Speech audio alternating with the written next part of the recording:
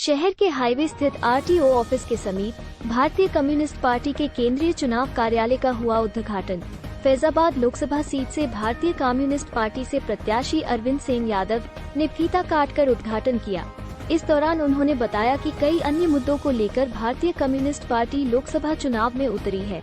गरीबों की समस्याओं के मुद्दे पर लड़ेंगे चुनाव। गरीब होता जा रहा, जीवी हो, राजनीतिक हो, सामाजिक हो, इन सभी समस्याओं से आम जनता परेशान है। इन सभी समस्याओं को लेकर हम जनता के बीच जाएंगे। उन्होंने कहा, जनपद में कम्युनिस्ट पार्टी की जो संघर्षों की गाथा है उसको उनके बीच में रखेंगे। इससे पहले भी इस जनपद में कम्युनिस्ट पार्टी का एक इतिहास रहा है। कम्युनिस्ट पार्टी के विचार से लोग प्रभावित हैं। लोगों को एक विकल्प की तलाश थी, जिसके चलते मैंने यह विकल्प चुना है। जनता की समस्याओं को लेकर आम जनता के बीच जाऊंगा। भाजपा की 400 के पार के नारे पर बोले अरविंद सेन यादव। कहा, यह उनकी कल्पना है, इसलिए परिणाम भाजपा के अपेक्षा के अनुरूप नहीं होगा। बता दें कि पिता मित्रसेन यादव की राजनीतिक विरासत को संभालने मैदान में उतरे पुत्र पूर्व आईपीएस अधिकारी अरविंद सेन यादव उतरे हैं और समाजवादी पार्टी के पूर्व मंत्री, पूर्व विधायक व सपा नेता आनंद सेन यादव के बड़े भाई अरविंद सेन यादव है। आज हमारे केंद्रीय कार्यालय का जो 54 लोकसभा के संदर्भ में है, तो भारतीय कम्युनिस्ट पार्टी का केंद्रीय कार्यालय आज खुलने जा रहा है, जहां आप लोग आए हुए हैं। ये बताइए किन मुद्दे? देखिए, मुद्दे इतने सारे हैं जिन पे आप खुद भी जानते हैं।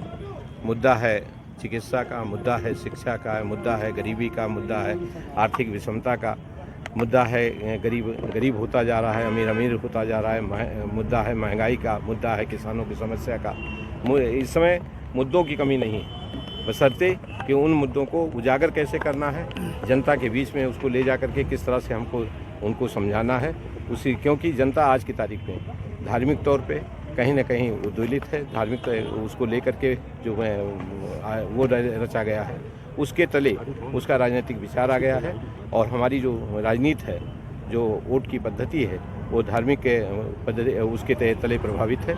इसलिए जनता जो मूल मुद्दे हैं जनता के, उनको अलग हटा करके और धार्मिक वातावरण बनाया गया है, जिससे कि जनता गुमराह होकर के उनके पक्ष में मतदान किया जाए। इस संदर्भ में इतना कह सकता हूँ कि संविधान हमारे भारत की आत्मा है। आम आवाम की उसमें सुख दुख की और उसके विकास की परिकल्पना है। एक ऐसी संकल्पना बाबा साहब द्वारा संकल्पित की गई थी, जिससे कि आम आदमी का उद्धार हो सके, सभी लोग विकास के रास्ते पर रहें और आम जनजीवन बिल्कुल सामान्य हो सके।